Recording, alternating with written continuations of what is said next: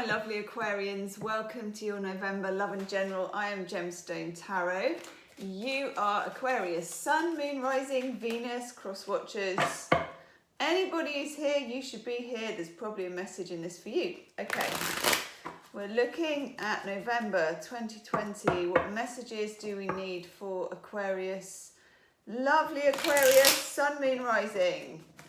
Venus, I've got my Venus in Aquarius. I find it quite useful. There will be an extended reading as normal and the link will be in the description box. Okay. November, wow, okay.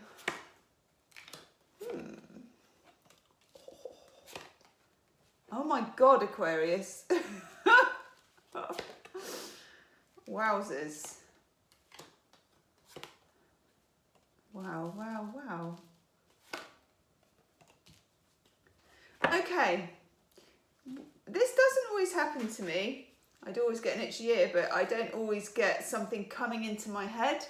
As I'm looking at your cards, and I'll get to those in a sec, 'cause they're quite full on, something came to me, the Wanderer returns, okay? The Wanderer returns. We start the month with Mercury Retrograde and we're straight in, we've got the Six of Cups. The Six of Cups is a card of nostalgia, of longing, of thinking about somebody, of exes, of the past. It can be like the childhood sweetheart card, and that's why very often you'll see this card is represented with two children and one is kind of giving the other one like a bouquet of flowers or something like that. It's got a certain sweetness, it's got a certain innocence and youth about it.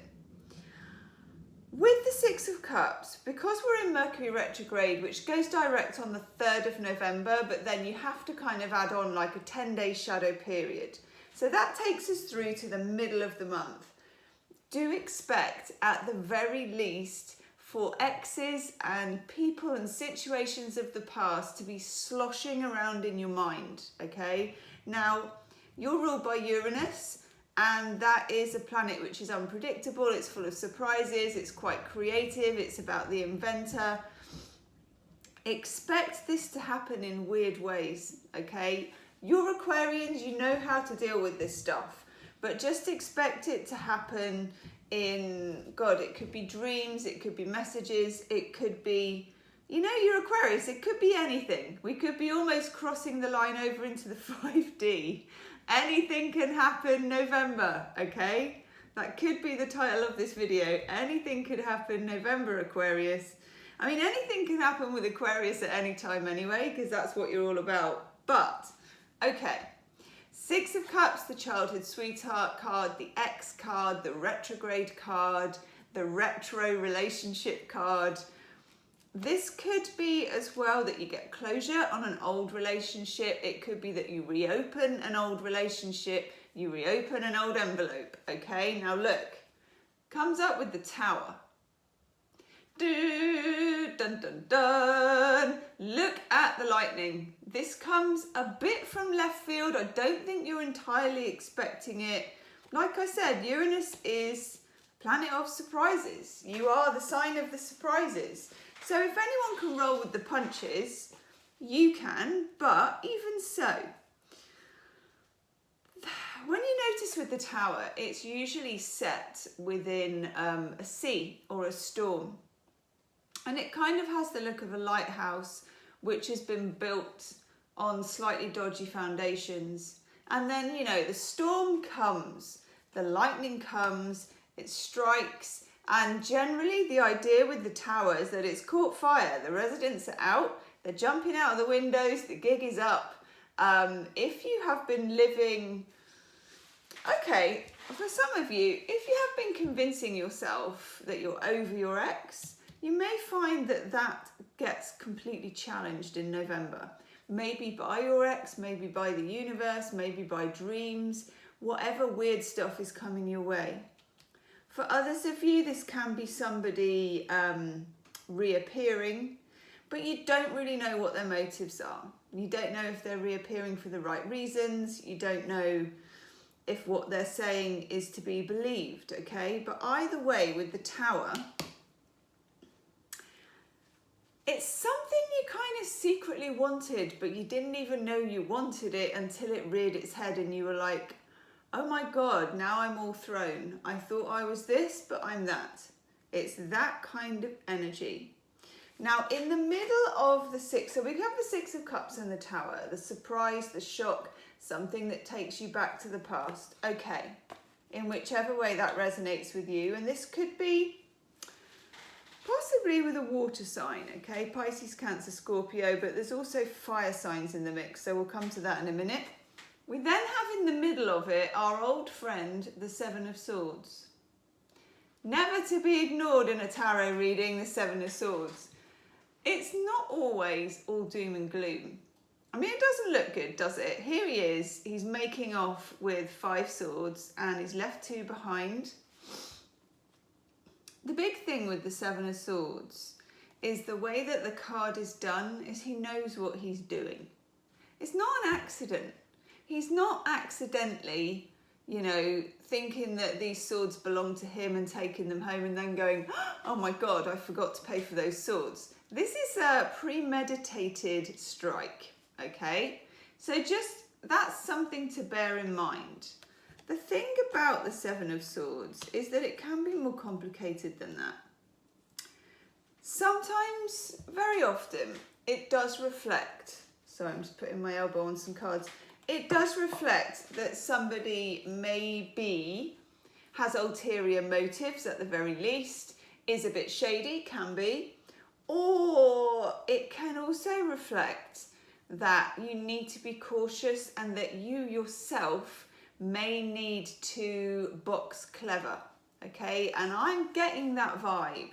It feels like you need to cover your own back with this situation. Doesn't necessarily mean the situation is wrong or that this person is a wrong un or that they've got, you know, bad thoughts or anything like that, or that they're trying to scheme and plot. It's just a shot across the bows, okay? It's just a warning that you may not know everything you should know going on behind the scenes. In other words, for example, if this was somebody who the old school thing came back to you and said, will you give me another chance? You may be secretly chuffed, surprised, like, oh my God, I never expected that. And actually, if I'm honest with myself, the feels never went away for this person. But it's what's going on in the background. Are they single? Are they single? Have they just broken up with a third party? Is there something going on for them? Have they just lost their job?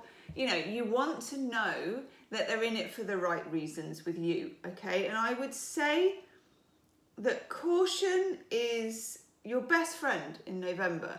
Now, as Aquarians, because you're ruled by Uranus, sometimes you can be a bit rash, okay? Because you are the adventurers, the inventors.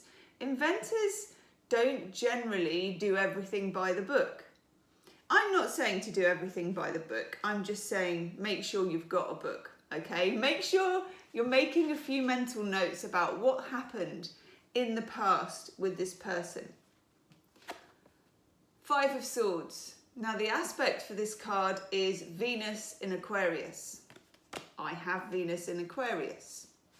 Venus in Aquarius is about detachment.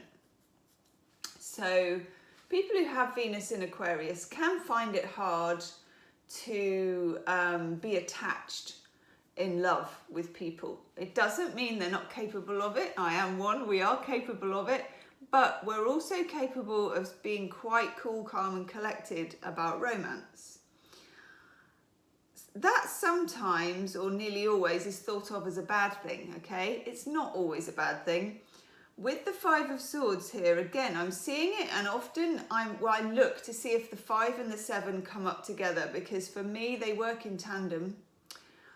The 5 of Swords says you might need not to play a dirty game, okay, but to be playing a bit of a game of romantic chess. 5 of Swords depicts somebody who is on a battlefield and they're winning the battle by going around collecting the swords that other people have dropped. It's not a traditional way to win a fight. And it's not the heroic way to win a fight. It's not the obvious way. You're not fighting it out on the battlefield. But what I'm saying to you, Aquarius, is this might not be a fair fight to start with. Okay? That's what I mean. So in other words, when you look at that with the Five of Swords and you look at that with the Seven of Swords, you may need to box clever and you don't always need to fight fair in this situation, whatever that means to you. Okay. We've then got the moon. Now we have a full moon lunar eclipse in Gemini on the 30th of November. Things will be a lot clearer then, okay? Until then, with the shadow of Mercury retrograde, we've got a new moon in Scorpio, I think on the 15th in the middle of the month. That will probably unearth some of these truths for you. Until then, just remember that the moon is operational, okay? When I say the moon is operational, what I'm meaning here is that you're dealing with shadows rather than light. You're dealing with reflections rather than the true thing. The true thing, probably when the sun moves into Sagittarius, I'm trying to think, I don't even know why I'm saying that because that's quite a way off.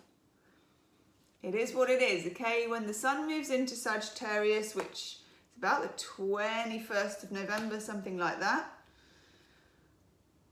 things become a lot clearer, especially if you're dealing with a fire sign. Some of you are dealing with a fire sign. King of Wands, Sagittarius, Leo, Aries, or anybody who is swinging confident, okay? King of Wands is like, I'm in the room, here's my big wand, I take up space, I work out. You know, he's that kind of guy. Everybody loves to love him. He's the swinger of the tarot, okay? He's the man. He's got the charisma. You're probably dealing here with someone, male or female, who has got it going on. Why would you bother if they didn't, okay? They've got charisma of some kind. And charisma can be quiet, you know? It can be the geeky ones that are like this too. They've got library charisma, okay? You know what you know about this. Probably, I would say there's some chemistry, and this could be somebody, if you haven't met this person, you could meet this person in November, but if you do, there will either be a connection you don't know about already, and you'll be like, oh my God, do you know so-and-so, even if it's through Facebook or something, or you will feel you've known them for yonks. You'll feel very karmically connected to them. But for most of you, this is something or somebody you already know. Okay, so we got the mystery with the moon, we've got the Six of Cups, we got the King of Wands swinging his wand around the joint, and then we've got the Chariot, Cancerian energy, and the energy of being pulled in two different directions. We've got two different sphinxes here, one's going one way, one's going the other way. You are going to feel torn in two different directions. No doubt, you are. You're going to feel pushed and pulled somehow. You're going to feel attracted and repelled. You're going to feel yes and a no, all at the same time. I would say in November, it's more of a fact-finding mission with this person or situation. And that's not necessarily that you're going to be asking them questions. It's more like, do you remember I said, make sure you've got a book. Make sure you've got a notebook. Make sure you are taking notes, mental notes, even physical notes, journaling, writing it down, making notes.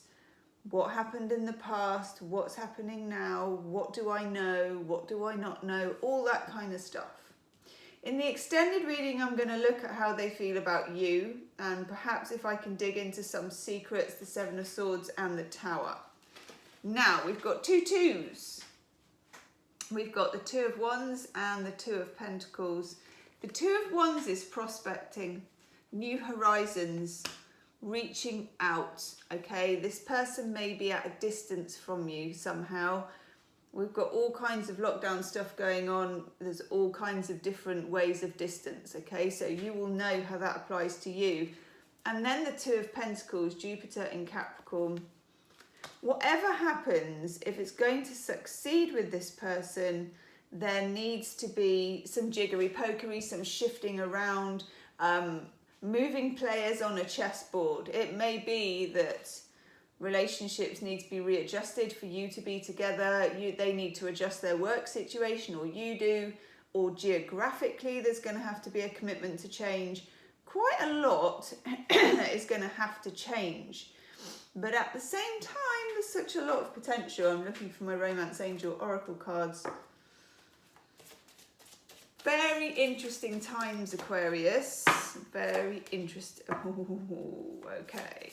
Very interesting times.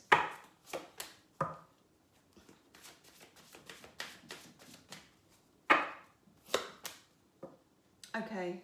I want that one too. Yeah, I knew it. Chemistry. There will be no shortage of chemistry. That's something I'm not worried about. Okay. This is something we are a bit worried about. Let go of control issues. Now, we also have codependency, enmeshment. I don't know if that's you or them, or maybe when you're together, it's the chemistry you set off with each other, that you kind of become enmeshed in each other's lives. There is a need with this relationship for all of this maneuvering and chessboard and all of that, for people to know where they begin and where they end, and where the other person begins and where they end, okay, as two individuals. Then we get very soon, clearly decide on what you want so it comes to you now. I like that. That's getting very clear on your boundaries, on whether this person is being authentic, and also whether you can be authentic with this person considering what has happened in the past, and express your love. That's for both of you, but I don't think you can get to that point of expressing your love until you feel safe that everything is as it should be, that you know everything that you need to know. Yeah. Wisdom of the Hidden Realms, we get the Lady of the Mirror, reflection, and it's reflecting, and non-judgment.